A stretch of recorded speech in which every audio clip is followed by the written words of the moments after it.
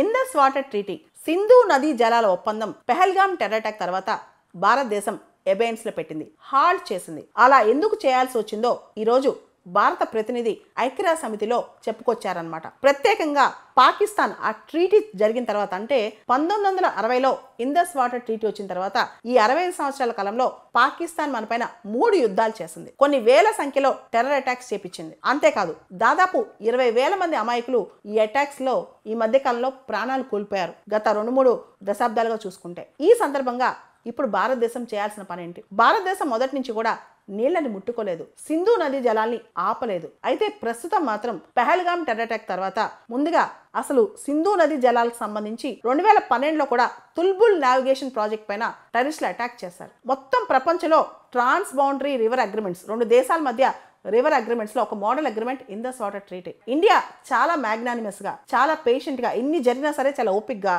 ఎన్నిసార్లు Pakistan terrorism sponsor చేసినా India చాలా ఓపిక్ గా సింధు నదీ జలాల ఒప్పందం విషయంలో ఏ విధమైన నిర్ణయం తీసుకోలేదు. కానీ ఈసారి మాత్రం పెహల్గాం టెర్రర్ అటాక్ అనేది చాలా దారుణమైనది. ఇండియా ఓపికకి విపరీతమైన టెస్ట్ పెట్టింది పాకిస్తాన్. అంతేకాదు డ్యామ్ సేఫ్టీ కావచ్చు, మన ఎనర్జీ రిక్వైర్మెంట్స్ కావచ్చు, అంటే గత 60 సంవత్సరాల నుంచి కాలానుగుణంగా చాలా మార్పులు వచ్చాయి. క్లైమేట్ చేంజ్, డెమోగ్రఫిక్ చేంజ్, ఇవన్నీ. దీంతో సింధు నదీ జలాల ఒప్పందంకి ఇండియా ఎందుకు కట్టుబడి ఉండాలని ఇప్పుడు ఇండియా ప్రశ్నిస్తుంది.